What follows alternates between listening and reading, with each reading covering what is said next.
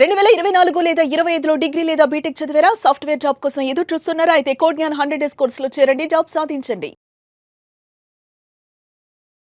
నమస్కారం సార్. నమస్తే అండి. అంటే మజిల్ పవర్ ఉంది కదా అని చెప్పి అహంకారంతోటి కొంతమంది భార్యని ఉన్న పళంగా కట్టుబట్టలతోటి బయటికి పంపించేటువంటి వాళ్ళు చాలామంది ఉంటారు. కొంతమంది అయితే అసలు వినట్లేదు కదా అని చెప్పేసి పెట్రోల్ పోసి కిరోసిన్ పోసి తగిలిచ్చేటువంటి వాళ్ళు కూడా చాలామంది ఉంటారు. అంటే ఇల్లుని సర్వనాశనం చేసేటువంటి వాళ్ళు ఉంటారు. భార్య అటువంటి వాళ్ళ దగ్గర నుంచి కనుక ప్రొటెక్ట్ చేసుకోవాలి అంటే ఏం చేయాలి? చట్టాలు ఏం చెప్తున్నాయి? కొంతమంది ఏమనుకుంటారంటే పెళ్ళైన తర్వాత వైఫ్ వచ్చిన తర్వాత వైఫ్ ఏదో పోనీలే అని ఇంట్లో పెట్టుకున్నామని ఫీల్ అవుతూ ఉంటారు.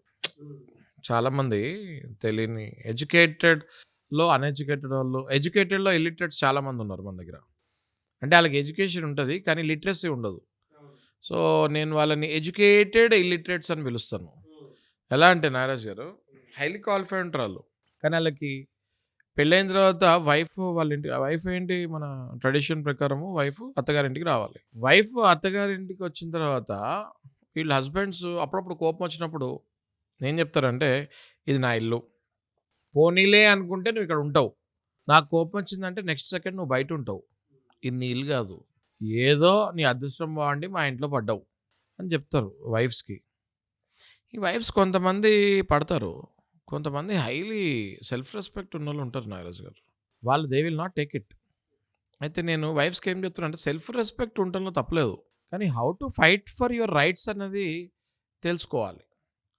అమ్మాయిల్లో కూడా వల్నరబిలిటీ ఎక్కువ ఉంది నాగరాజు గారు. వల్నరబిలిటీ అంటే ఎలా ఫైట్ చేయాలో మీకు తెలీదు. ఎలా ఫైట్ చేయాలో మీకు తెలియనంత వరకు మీరు సమాజంలో ఓడిపోతూనే ఉంటారు. I want females and women and girls to know there rights. మీరు మీ రైట్స్ తెలుసుకుంటే కండబలం ఏం అవసరం లేదు. Muscle power is not required now days. ఇప్పుడు మజిల్ పవర్ ఉన్నాడు, ఇద్దరిని కొడతాడు, ముగ్గురిని కొడతాడు, మొత్తం పోలీస్ వ్యవస్థ అంతా హ్యాండిల్ చేయగలుగుతుందా? అర్థమైందా మీకు? Mind, brain. ఇప్పుడు మీరు చూడండి సైంటిస్టులు వాళ్ళందరూ ఎలా ఉంటారండి, అందరూ గడ్డాలు పెంచుకొని నార్మల్ పర్సనాలిటీలో ఉంటారు, కానీ వాళ్ళు తయారు చేసేవి ఎలా ఉంటాయి, లైట్లు వెలుగుతాయి, అవునా కదా? నిజమే. రైట్. సో నేను అనేది ఏంటంటే, ఉమెన్కి రైట్స్ ఏంటి అన్నది మీరు చదువుకుంటే, మీ రైట్స్ మీరు చదువుకుంటే, హస్బెండ్ ఇలాంటి పిచ్చి మాటలు మాట్లాడినప్పుడు ఎలా మాట్లాడతాడు హస్బెండ్, కొన్ని సందర్భాల్లో ఇంకా నువ్వు వెళ్ళిపోయి ఇక్కడి నుంచి అంటాడు. అసలు గొడవపడ్డప్పుడు వైఫ్ ఎందుకు వెళ్ళిపోవాలి ఇంట్లో నుంచి అన్నది వైఫ్ ఆలోచించాలి. ఒక్కసారి పెళ్ళైన తర్వాత మీ అత్తగారింట్లో అడుగు పెట్టిన తర్వాత ఆ ఇల్లు మీదే, అది మీరు అర్థం చేసుకోవాలి. చాలామంది ఏమనుకుంటారంటే, అయ్యో నన్ను రానిచ్చారు, చాలా థ్యాంక్స్ అండి, అలా చెప్పక్కర్లేదు. That house is yours. అంటే కొంతమంది కోడళ్ళు ఏమనుకుంటారంటే, ఆ ఇల్లు నాదే అంటే అయితే నేను అమ్మేసుకోవచ్చా? అది కాదమ్మా, ఈ ఇల్లు మీదే అంటే నివసించే హక్కు మీకు జ్యుడిషియరీ సిస్టమ్ ఇచ్చేసింది. చట్టం మీకు ఒక్కసారి పెళ్ళైన తర్వాత అత్తగారింటికి వెళ్ళిన తర్వాత ఆ ఇంట్లో ఉండే హక్కు మీకు చట్టం ఇచ్చింది. దాన్ని మీరు ఉపయోగం చేసుకోవాలి. మీ వైఫ్ ఇంట్లో నుంచి, మీ హస్బెండ్ మిమ్మల్ని ఇంట్లో నుంచి వెళ్ళిపోమన్నప్పుడు మీరు ధైర్యంగా చెప్పచ్చు, యాజ్ పర్ ద రైట్ నాకు ఇంట్లో ఉండే హక్కు ఉంది, కావాలంటే నువ్వే వెళ్ళిపో అని ధైర్యంగా చెప్పచ్చు, లీగల్గా చెప్పచ్చు. హస్బెండ్ని ఎవిక్ట్ చేయొచ్చు. మీకు చెప్తా నాగరాజు గారు, డొమెస్టిక్ వైలెన్స్ అనే ఒక యాక్ట్ 2005లో తెచ్చింది దీని గురించే. హస్బెండ్ నిర్దాక్షిణంగా వైఫ్ని రోడ్డు మీద వదిలేసి వెళ్ళిపో అనేవాళ్ళు ఇంత ముందు.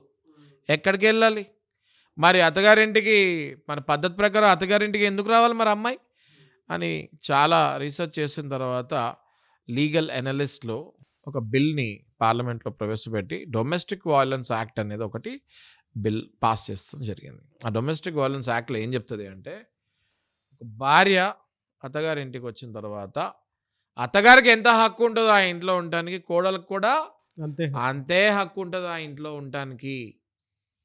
ఇంటి మీద సెల్లింగ్ రైట్స్ ఉండవు, ఓనర్షిప్ రైట్స్ ఉండవు, కానీ లివింగ్ రైట్స్ పూర్తిగా ఆ కోడలికి ఉంటుంది. దాన్ని వాడుకోవచ్చు. ఇది ఎంతమందికి తెలుసు అని నేను అడుగుతున్నాను.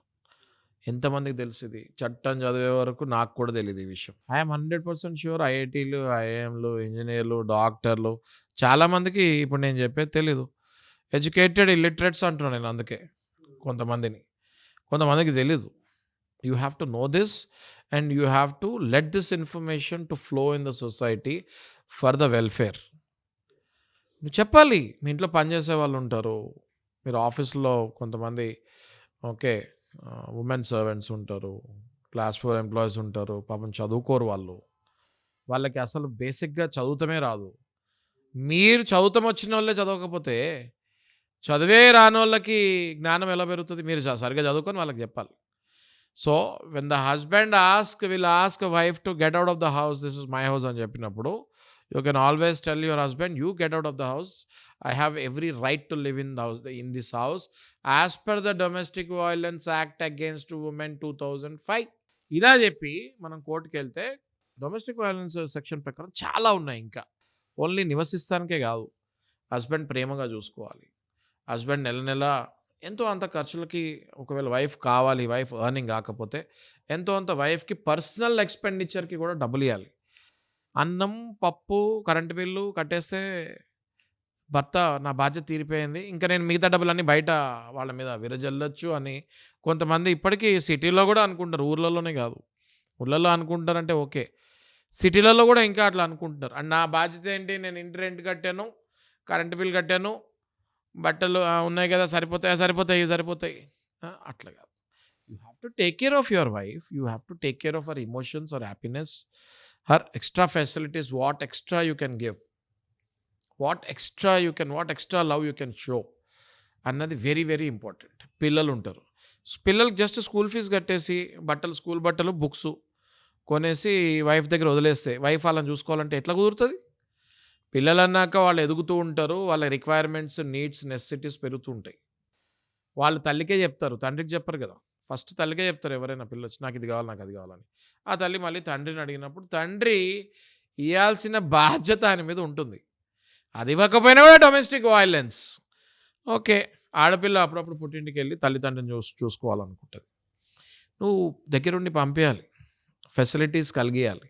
నువ్వు పంపించవు, వెళ్తా అన్న వాళ్ళని వెళ్ళనీయకుండా అనేక మూడ్లు పెడుతూ ఉంటే that is also domestic violence. You are inheriting are rights. ఏ సెక్షన్స్ వర్తిస్తాయి సార్ వీళ్ళకి డొమెస్టిక్ డొమెస్టిక్ వైలెన్స్లో ఒక 17 నుంచి 20 సెక్షన్స్ వరకు ఉంటాయండి. ఓకే, ఇందులో ఒక్కొక్క సెక్షను ఒక వైఫ్కి కావాల్సిన అర్హతలు ఏంటి, వైఫ్ని ఎలా చూసుకోవాలి, పర్టికులర్లీ వైఫ్ అనే కాదు ప్రతి మహిళని ఎలా చూసుకోవాలి, అండర్ వన్ షెల్టర్ ఒకవేళ మీరు కలిసి ఉంటుంటే ఎలా చూసుకోవాలి అన్నది వర్తిస్తుంది. ఇంకా అద్భుతం ఏంటి అంటే ఈ సెక్షన్, ఈ యాక్ట్ ప్రకారం చూసుకుంటే ఇంట్లో అత్తగారిని కోడలు హింస పెట్టినా కూడా డొమెస్టిక్ వైలెన్స్ అత్తగారు కూడా కోడల పైన వేయచ్చు. ఓకే, ఎందుకంటే అత్తగారు కూడా ఒక మహిళే కదా. ఎక్కడైనా రూల్ ఉందా అండి అందరూ కోడళ్ళే అత్తలను సతాయిస్తారని? అత్తలు కూడా కోడళ్ళని సతాయిస్తారు, కోడళ్ళు కూడా అత్తలను సతాయిస్తూ ఉంటారు అనేక రకాలుగా. So domestic violence act is created for women, not for daughter in law or not for sister in law or not for daughter. It is for mother in law, it is for every woman who stays in that particular shelter. So ఇవి చాలామందికి తెలియక husband నువ్వు ఇంకెళ్ళిపో ఇక్కడి నుంచి, నీకు ఇంటికి సంబంధం లేదు అంటే మీరేం చెప్పాలి? ఈ ఇల్లు నాది, లీగల్ రైట్స్ ఉన్నాయి నాకు ఈ ఇంట్లో ఉండటానికి, నువ్వు వెళ్ళిపో ఇక్కడి నుంచి అని చెప్పాలి. అలా చెప్పినప్పుడే హస్బెండ్ కూడా దారిలోకి వస్తాడని అనుకుంటాను. Very good information. Thank you so much Shashikant garu. Thank you Nagaraj గారు.